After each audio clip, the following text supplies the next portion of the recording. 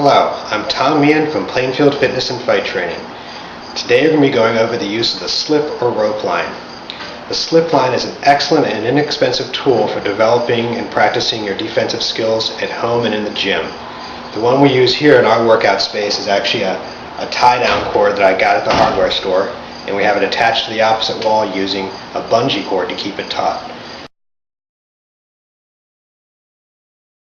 The first step in using the slip line is ensuring that you have it hung from the correct height.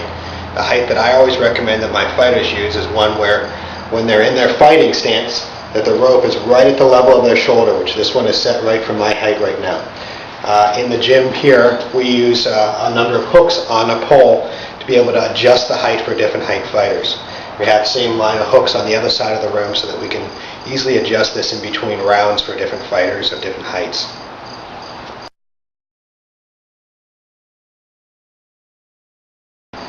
There are two schools of thought on the bob and weave.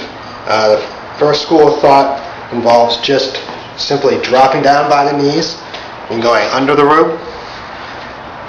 The second rule, or the second school of thought, is to actually slip away from the rope, bob, and weave under. So you'd slip away and go under. The important thing with both of these is that you're bending from the knees. You don't want to be bending from the waist to get under, because that leaves you one set up for someone throwing a uppercut or a knee, as well as when you're coming up, you're not in a good position to throw a strong punch. Bending from the knees, you're set to be able to throw a punch because you are upright and you can see your opponent the whole time. Once you're comfortable with the bob and weave from a stationary position, it's time to add footwork. I start my fighters out with the rope line on their left shoulder and hands up, and taking a step with the left foot forward, you're bobbing under towards the left, bobbing and weaving under towards the left. Take a step and up. Then simply go back under, step up, go back under. And then the reverse of that is we're going backwards. We're starting with the rope over the right shoulder, hands up. I'm going to step back with the right leg and bob under. Step, step.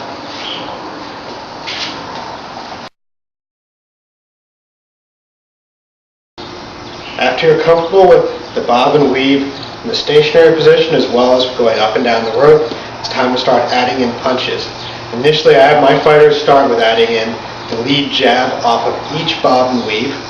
And simply for doing this, we're starting by that left step, up, come up, jab, jab, jab, jab, then going backwards.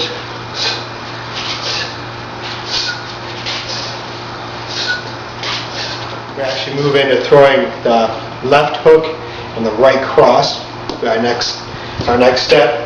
So we go starting off with the rope on the left shoulder, going under, left hook, right cross, left hook, right cross. We also still do the same thing going backwards. So here,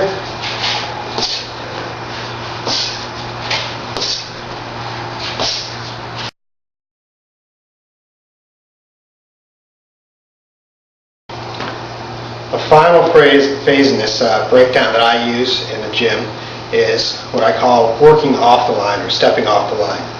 Simply, once you're used to being on the line, going up and back, throwing your punches off of it, you want to be able to also, whether you're coming forward or back, be able to pivot off, work your way back in. So you're throwing punches above or below the line. Can be throwing combinations, but you want to be able to get in and be able to work out.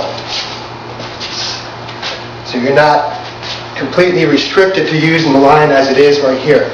You're not restricted to completely forward and back or linear footwork. It's good to be able to use step off, be able to use footwork into the side, use the line as a marker for how far away you are. where your opponent would be. Essentially, use your imagination, which I always encourage my fighters to do, which is why we do drills like this, do lots of shadow boxing also.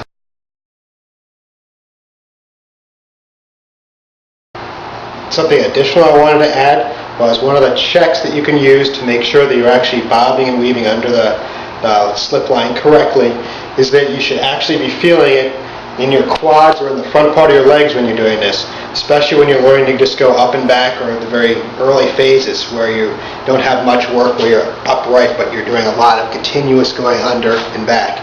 You're going to feel it in your quads because they're not used to doing that type of movement. If you're feeling it in your back, and your low back especially, then you're bending too much from the waist. It's a way that it's something that people frequently do to avoid getting that burn in the quads. They'll start leaning forward or cheating themselves really. I thought I should just mention that because it's a good self-check to know if you're actually doing this correctly.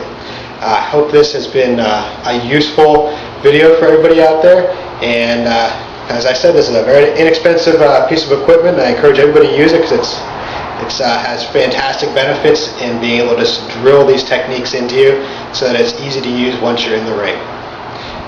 Thank you again.